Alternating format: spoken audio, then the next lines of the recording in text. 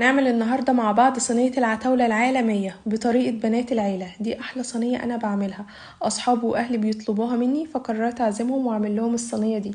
تنفع معاكي عشا وكمان ما تاخدش وقت خالص. أنا عملت كل ده في نص ساعة بس. يلا تابعوا الفيديو للآخر عشان تشوفوا عملنا صينية العتاولة دي ازاي. بس قبل ما نبدأ الفيديو ما تنسوش تعملوا لي لايك وشير ومتابعة، ويلا بينا نشوف التفاصيل. ولازم يا جماعة نكون اقتصاديين جدا جدا. نص كيلو لحمة هيظبط العيلة كلها. اول حاجة معايا نص كيلو لحمة هنزل عليه بالبصلة الموجودة عندنا في البيت ونخلطهم ببعض كويس، معلقتين بقسماط الموجودين عندنا في التلاجة ومعلقة بيكنج باودر، وننزل بقى بالملح والفلفل الاسود وسبع بهارات وجوزة الطيب، ونعجن بقى كويس لحد ما اللحمة تكون معايا بالشكل ده.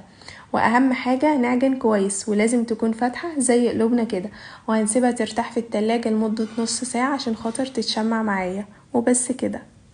وبعد ما سبت اللحمة في التلاجة نص ساعة هبدأ اكورها بقى، وممكن تصبعوها زي ما تحبوا، اعملوها بالشكل اللي يريحكم. وبعد ما اخلصها برضو هسيبها ترتاح كمان ربع ساعة، ما هي من حقها ترتاح وعشان ما تفكش معانا برضو وبس كده. ولازم تكون فيها مادة دهنية ما تقلش عن 20% و80% لحم أحمر، بتقولوا كده للجزار. دي معلومة مهمة على فكرة.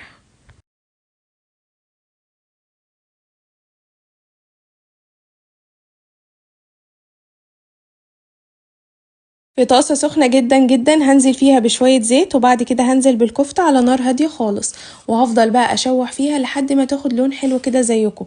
نبدأ بقى نقلبها، وأهم حاجة ما تقلبوش لعند ما تاخد اللون الحلو ده علشان ما تفكش معاكم وبس كده. وبعد كده هنكب عليها بصلة من اللي موجودة عندنا في البيت، وواحدة فلفل وطماطم اللي موجودين في التلاجة برضو، وننزل عليها بقى بمعلقتين من الدقة.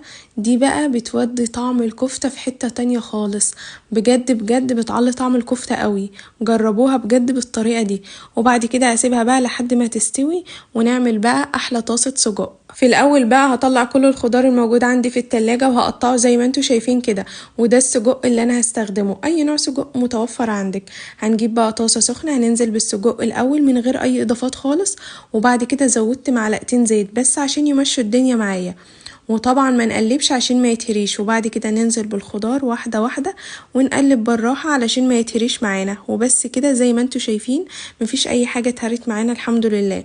وممكن نضيف كمان 5 فصوص توم، وممكن تستغنوا عنهم زي ما انتوا عايزين وبس كده. وكل حاجة جهزت معانا، صينية العتاولة الكفتة بقت جاهزة والسجق كمان. جماعة حد يقول لي ايه ده؟ بجد السجق خطير. شايفين برضو الكفتة شكلها عامل ازاي؟ خطيرة، والصوص اللي فيها خطير. الكفتة جوسي قوي من جوه ونافشة ازاي مع الخلطة السحرية اللي احنا عملناها، بجد حلوة قوي. هنبدأ بقى نعمل السندوتشات بتاعتنا.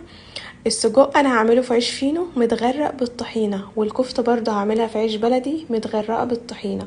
واهم حاجة بقى بجد يعني هي تقديم الاكل، وعلى رأي المثل العين بتاكل قبل البق. وجربوا تعملوا الصينية دي لاصحابكم وحبايبكم، بجد بجد اللمة الحلوة بتكمل بالاكلة الحلوة.